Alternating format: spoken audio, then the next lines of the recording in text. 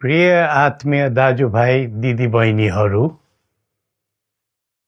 हामी नेपालीहरूको घर आँगनमा नयाँ वर्ष 2082 आइपुगेको छ। नयाँ घाम, नयाँ ज्योति, नयाँ उत्साह लिएर आएको नयाँ वर्षको उपलक्ष्यमा देश तथा विदेशमा रहे बसेका सम्पूर्ण नेपालीहरूको सुख र शान्तिको मङ्गलमय शुभकामना।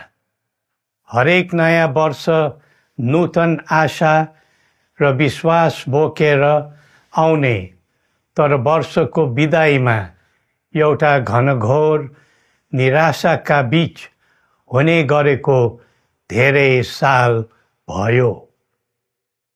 समाजका विभिन्न दल, वर्ग र जन समुदायले आफ्नो धारणा, आस्था तथा अभिव्यक्ति राख्न पाउनु प्रजातन्त्रको सुन्दर विशेषता हो।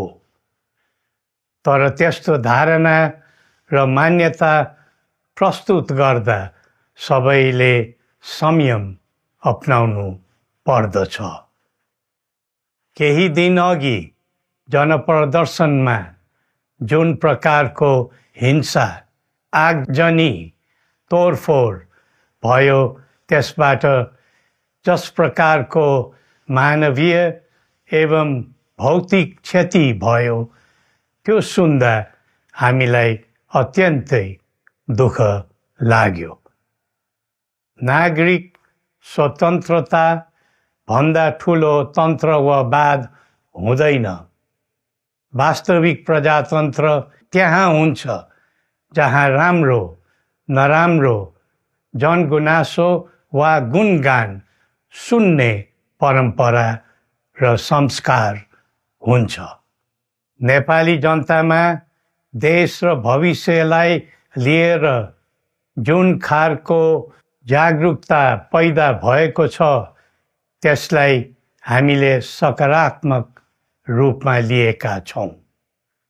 वास्तवमा नेपाली जनतामा रहेको देशभक्तिपूर्ण भावना विश्वमै अनुकरणीय र अनुसरणीय छ। देशलाई विद्यमान जटिलताबाट मुक्त गराई शान्त, स्थिर र समृद्ध मुलुक बनाउने जागरुकता जुन पैदा भएको छ, नयाँ वर्ष 2082 मा नेपाली जनताको चाहना अनुसारको परिणाम हासिल हुने विश्वास थपिएको छ। मुलुकमा व्याप्त अशान्ति, अराजकता, निराशा र असन्तुष्टिबाट आम नेपालीलाई मुक्त गर्न नेपालको राज संस्थाले जहिले पनि योगदान पुर्याउँदै आएको विदितै छ। राष्ट्रियता र प्रजातन्त्रलाई मूल कार्य मान्दै जनभावना बमोजिम चल्ने बहुदलीय प्रजातन्त्र र संवैधानिक राज संस्थाको परम्परामा हाम्रो मान्यता रही आएको छ। वर्तमानमा बदलिँदो जनचाहनाको पनि कदर गरी राज्य शक्तिको स्रोत जनता नै हुन् भन्ने मन्जुरी सदैव स्थापित हुनु पर्दछ। राष्ट्र निर्माता श्री 5 बरामहाराज धीराजको दिव्य उपदेशलाई नै अबको राज्य सत्ताको मूल मन्त्र सोच्नुमा के होला? सन्तुलित कूटनैतिक सम्बन्ध र आत्मनिर्भर नेपालको परिकल्पना नै पृथ्वी पथको मूल सार हो। यही नै राजनीतिको मूलधार हुनु पर्ने हो।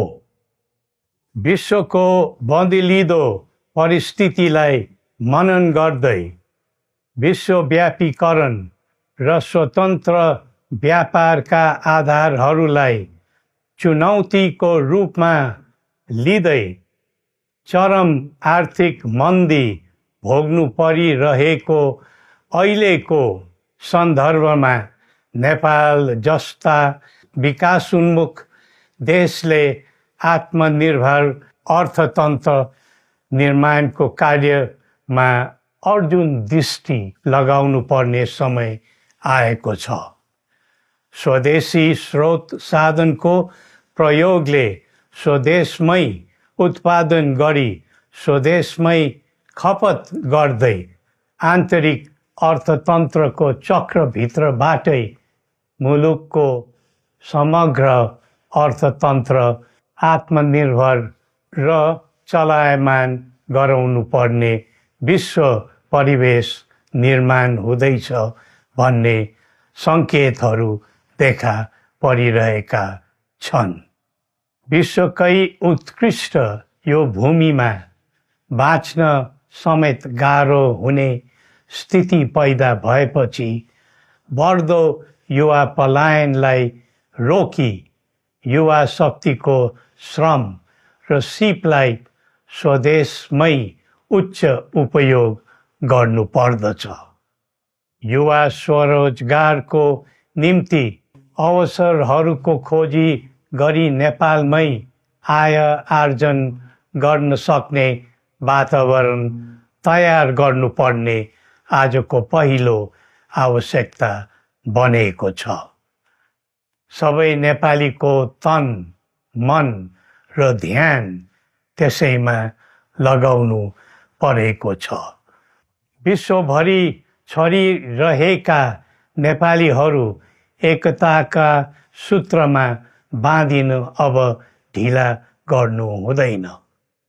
आफ्ना ज्ञान, सिप र सामर्थ्य मात्र होइन, त्यहाँ आर्जेको पुँजी, स्रोत र साधन समेत नेपालमै लगाउनु पर्दछ भन्ने भावना सबैमा जागृत गराउनु परेको छ।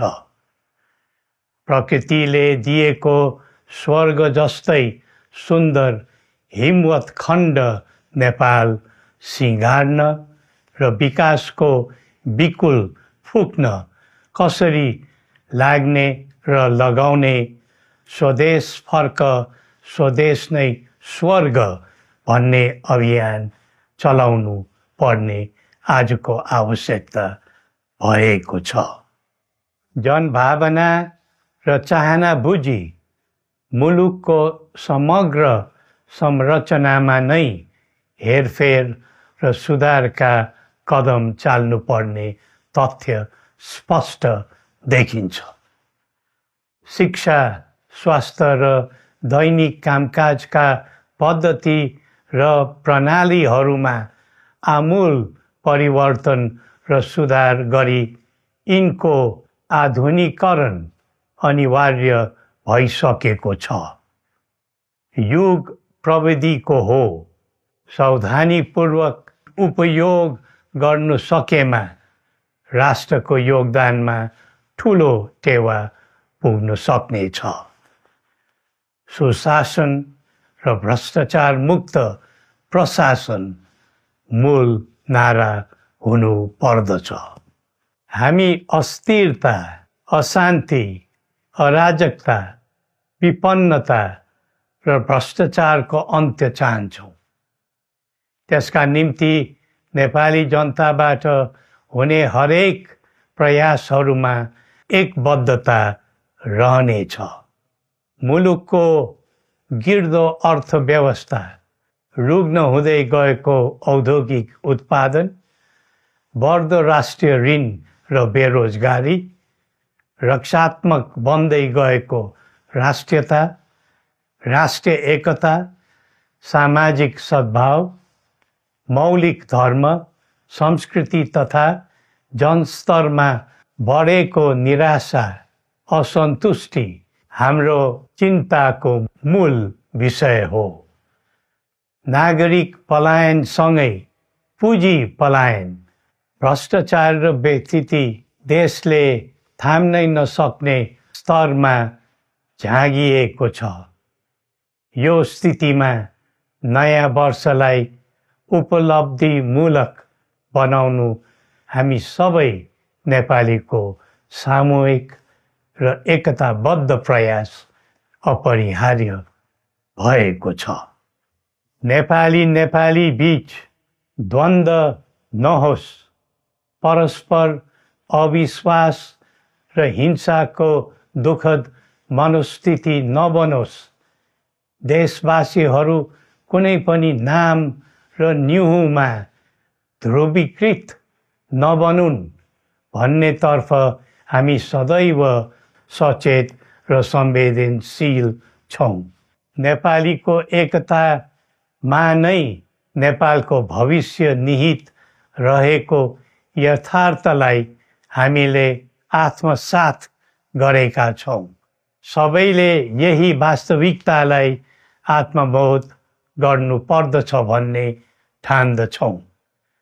हाम्रा आह्वान हामी कसैको निजी स्वार्थपूर्तिका निमित्त होइन, कुनै खालको सैद्धान्तिकवाद वा विचारको होइन, समग्र राष्ट्रको स्वाधीनता, समग्र जनताको सम्प्रभुता तथा नेपाल र नेपालीको सुखमय प्रतिष्ठाको निम्ति हो।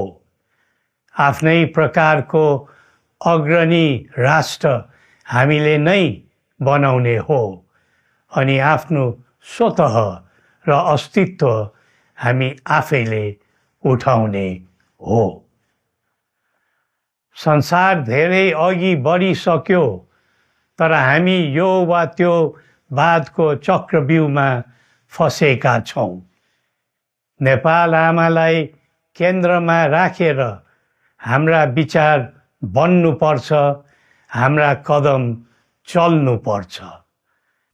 हरेक समस्याको समाधान संवाद, सहमति, समन्वयन र सहकार्यबाट हुन सक्छ। आगामी वर्ष नेपाली इतिहासको स्मरणीय र सुनौलो सम्झना बन्नुपर्छ र बनाउनु सकिन्छ भन्ने विश्वास हामीले लिएका छौँ। नयाँ वर्षले नयाँ आशा, उमङ्ग र उत्साह ल्याओस् अनि नेपालीको सुनौलो भविष्यको सुनिश्चितता होस्। श्री पशुपतिनाथले हामी सबैको कल्याण गरून्। जय नेपाल।